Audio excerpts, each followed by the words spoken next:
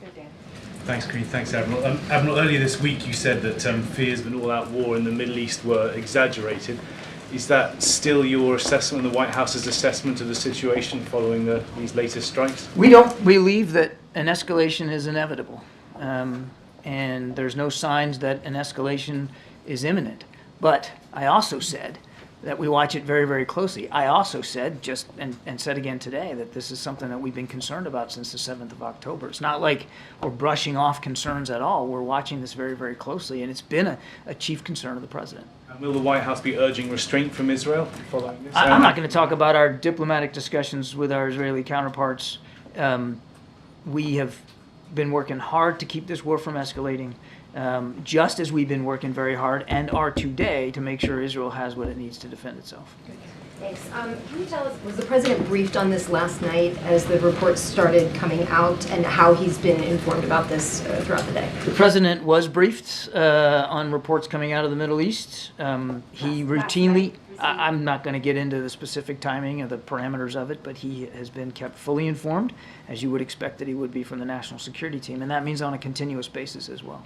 Egypt's foreign minister said in a statement that the assassinations undermine the strenuous efforts made by Egypt and its partners to stop the war in the Gaza Strip. You had just said in an earlier answer that it doesn't mean that the United States would stop working toward a ceasefire deal, but can you talk about the concerns about the negotiators continuing that work and what this means about that going forward? I would just tell you, as we're standing here today, they're still at that work, and we've got a team in the region, and we're going to keep the shoulder to the wheel. It's that important, and we still believe the gaps are narrow enough to be closed. We still believe the details can be hashed out. It's too soon to know, based on the reporting over the last 24, 48 hours, what impact any of this is going to have on the ceasefire deal. It was always complicated. It remains complicated, and reports coming out of the region, as we've seen again over the last 24 to 48 hours, certainly don't make it less complicated. Has there been contact with Egypt and Qatar to reassure them to stay in these conversations right now? I would just say that we have and maintain routine communications with our counterparts in Egypt and in Qatar and with Israel. Those communications are ongoing. Just to be clear about that, has the U.S. reached out or had contact either directly or indirectly with Iran since the occurrence in Iran? I have no diplomatic conversations to speak to, certainly none of that type. So just to be clear, there have not been with them or with any of any intermediaries, or you can't tell us if there have or haven't? I have no conversations to speak to. Okay. Fundamentally, is an Iranian response here inevitable?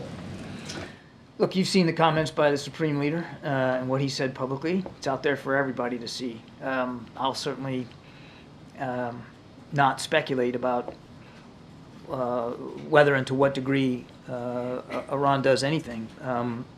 What I can tell you is we have and will maintain a level of readiness to preserve our national security interest in the region. It's not like we take a blind eye to what Iran is capable of doing and has shown their capability of doing in the region. It's not like we've demonstrated an unwillingness to defend Israel from threats in the region, including from Iran, if that happens. And we maintain that capability and that readiness to do so now. I would also say, lastly, Peter, what I said earlier, we don't want to see an escalation, and everything we've been doing since the 7th of October have been trying to manage that risk. Those risks go up and down every day. They are certainly up right now. They don't make the task of de-escalation, deterrence, and dissuasion, which is the goal, any less complicated. So to be clear, does the U.S. think this action was escalatory, provocative, justified? As I said earlier, I'm not in a position to verify the accounts.